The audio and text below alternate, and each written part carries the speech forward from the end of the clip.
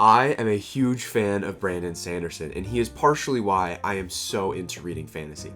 I know, that's such a surprise. I began reading Brandon Sanderson last August after I read through all of the Game of Thrones series in June, and that's kind of what introduced me to fantasy. And then I heard about his new book, Wind and Truth, so I began to read through all of the Stormlight Archive. Wind and Truth was such a fun read. It was so great. I just wanted to jump into more of Brandon Sanderson and his Cosmere, so I instantaneously read Elantris, which actually, Elantris is probably one of my favorite fantasy books that I've read recently. Though I have read a lot of the Cosmere, there is one massive side that I haven't touched. And I would say arguably it's probably one of the bigger parts of the Cosmere, and some people even say it's like the best part of the Cosmere, better than the Stormlight Archive, so a lot of anticipation there. This series is Mistborn. So here are my first impressions of Mistborn. Now it is springtime, it's beautiful out, and I have just finished up all of my final senior work. So I finally got the Mistborn box set. Isn't that sick? Oh no, it's already opening a bit. I was a little burnt out with Brandon Sanderson and his writing after reading Elantris and all of the Stormlight Archive. I finally now have taken enough time away from all of his different books. I've also gotten so many recommendations to read this series, so my excitement for the series is just beyond. These books are massive, not in like length, but in height. It's crazy. And here we go. We have the beginning maps, Mistborn, and the first page.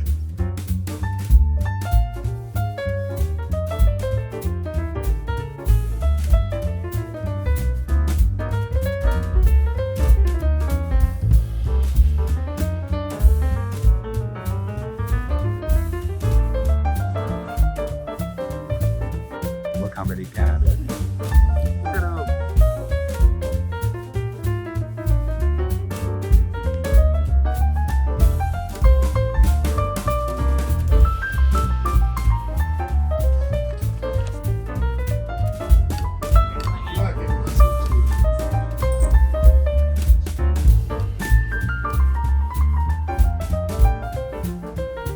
I am now on chapter 7 in Mistborn. It is a very different approach to fantasy than I think the Stormlight Archive is. It kind of feels like a heist novel mixed in with fantasy, and it's been very interesting so far. I have to say, the prologue started off with a bang. It kind of introduces us to the world of the final empire, and there are these servants called Ska. Kelsier, which is our first introduction to Kelsier, who is later on a more important character, and he burns down the house of a lord trying to start a uprising with the Ska, or the servants, to overthrow the lord ruler of Luthadel. And check out all these cool maps in the beginning. I'm a sucker for maps, I have to say. Once the story begins, we get kind of introduced to this character of Vin, who is, as the cover says, a Mistborn. And basically, to be a Mistborn, you have to have more than one power, because if you have one power, you might not be a Mistborn, but if you have more than one power, you basically have access to all of the different powers. Vin is a very interesting character because she,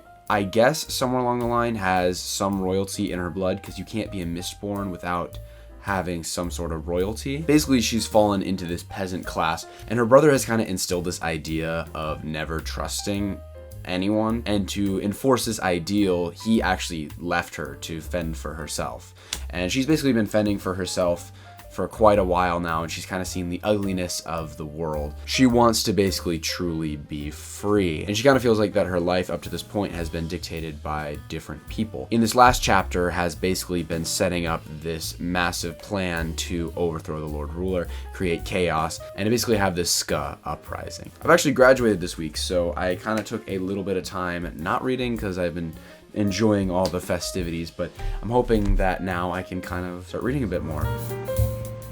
This part has actually been pretty cool. Kelsier has been teaching Vin how to fight and use her abilities, and also explaining to the reader how all the different metals work and how the different reactions that happen in the Mistborn's body because of the different metals, and how those different abilities can be used for their benefit. And yeah, I kind of forgot to mention that Kelsier had this really cool kind of like assassination scene like way earlier on, where he goes and takes out a bunch of people, and that kind of showcases all the different powers of the Mistborn, and we're seeing all the jumping and all that kind of stuff, and these different almost storm-blessed kind of elements. The end of part 1, and I'm officially on part 2. And the end of that chapter was basically setting up like this new relationship between Kelsier and Ven, and she's actually kind of starting to trust him a little bit, which she has this whole backstory of her basically not trusting anyone. And it also shows off these creatures, and they go into the mist and stuff. The creatures seemed very scary. They had a bunch of different limbs of different animals. It's basically the end of this chapter kind of shows up them setting up the plan that they're about to start to put into motion, and she's staying at like this fake nobility house that... Whoa.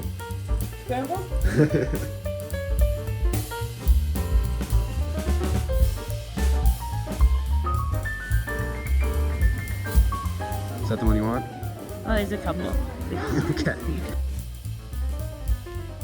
I just finished chapter 11, I'm on chapter 12, and that was a very gruesome chapter. And Inquisitor, this is like their first big scare that the Lord Ruler is kind of picking up on their little scheme. And Inquisitor finds one of their old layers, and it's super gruesome.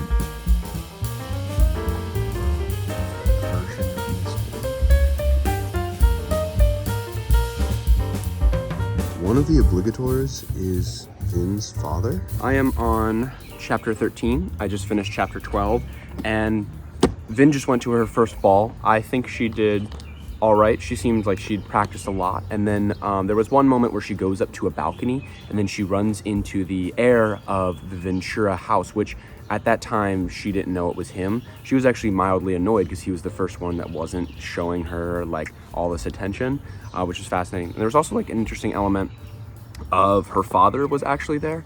This plot of her basically pretending to be a noble woman, I find interesting. I'm excited to see where it goes. And you can definitely see that there's going to be an issue stemming from her being interested in the heir, and then there'll be this kind of like deception layer to all of it, and then it's probably going to all crumble at some point. It's raining, and I just finished chapter 14, and I'm on chapter 15, and oh my.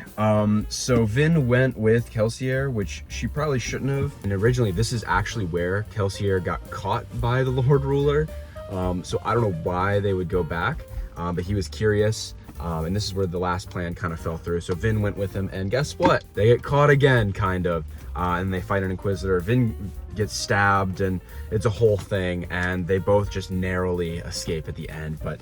And that's the end of part 2. And finally on part 3. They say Kelsier's wife was the one that gave them up, and that's how they got to the pits, but at the same time she also got sent to the pits and died, so... I love all of the like aristocratic and like drama created from all the different families and all of the different hierarchies and how all that stuff works. I find it really fascinating coming from Vin's perspective. Also, Elend as a character is very interesting. We also find out that he is engaged, kind of. And also Kelsier runs into Hoyd. Hoyd from the Stormlight Archive is in these books, which I was not expecting at all. It was really fun to see Hoyd show up. Finally, end of part 3 on part 4. I feel like a lot has happened. Vin kind of gets close to Elend, and she kind of probably shares more than she probably should have about her understanding of Ska. And Elend finds this really fascinating because he actually has a little bit more of a troubled past than we think. He actually hooked up with one of the Ska when he was little, and then his father executed it, so he kind of has this vendetta against his father. So this kind of leads him to create this group with a bunch of the other rulers' kids, and they kind of want to change things for the better. And they're trying to take all these different banned texts and work them into this new social structure that they're trying to create. Kelsier doesn't really see too much. He's like, this happens all the time, but Vin is definitely kind of getting a liking to Elend a little bit. She's definitely getting a soft spot for him, to say the least. And then this part kind of ends with them finding out that one of their armies was basically just destroyed. Yeah, and it's getting intense.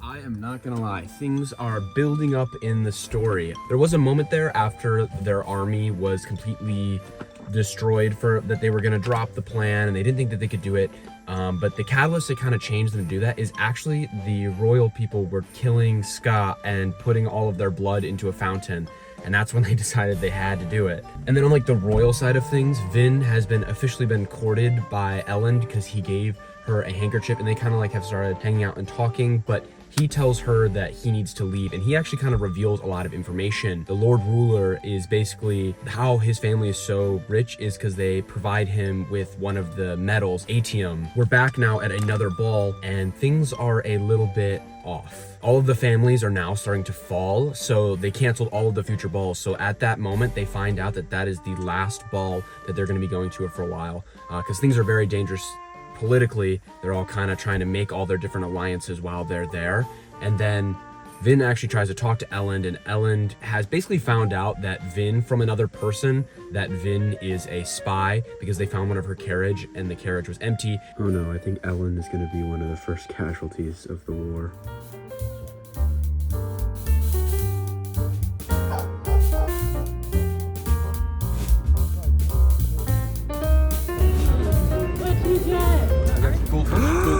Is that the duck? Check it out. I am so close to the end. I have like 60 pages left. I'm almost on part 5. I think I can finish it in this sitting. And there it is, part 5. The end of part 4 was insane. Are you kidding me? Kelsier dies? So he killed an Inquisitor in this really cool kind of battle scene because he was going to protect these prisoners that were being taken away, these Ska prisoners, and he jumps into the battlefield and then fights an Inquisitor, and then he beats the Inquisitor, and then the Lord Ruler shows up, and it's like this Darth Vader kind of moment, like everyone calms down and he has like this emotional power over everyone, and then yeah, he literally just walks up and like just hits him and then stabs him, and he's dead.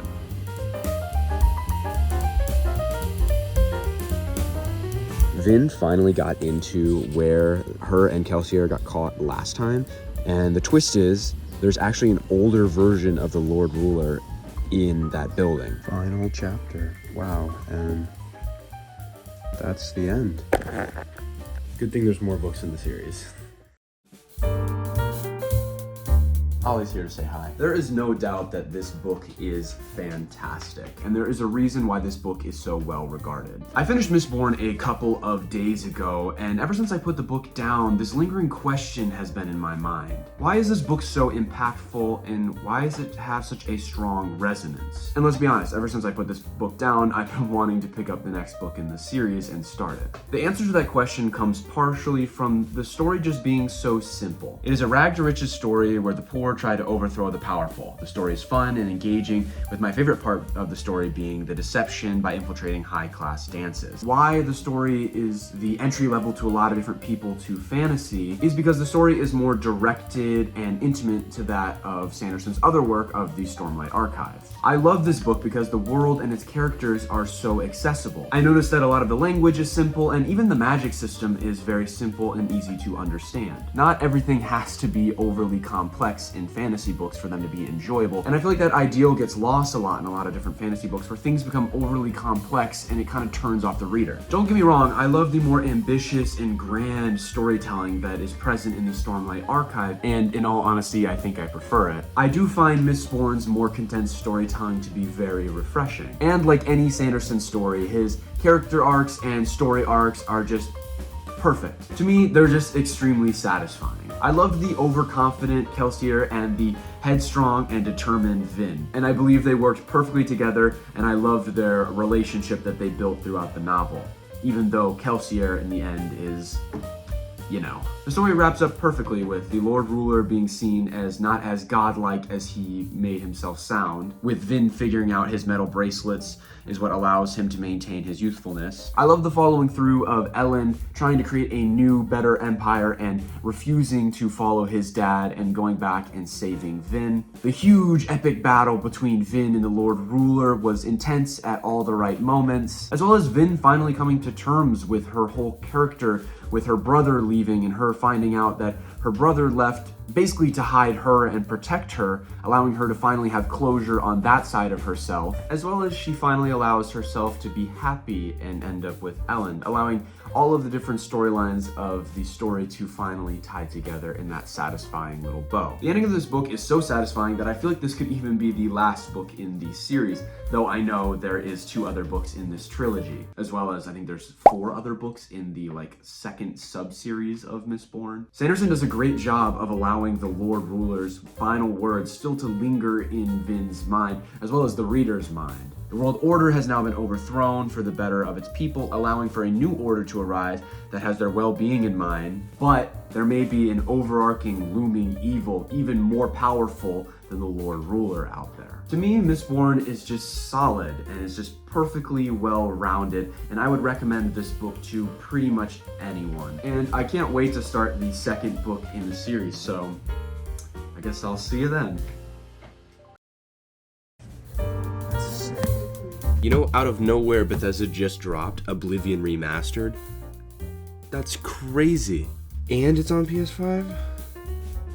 Oh, this is probably a bad idea. But come on, it's Oblivion. Man, this game is beautiful. Look at all that.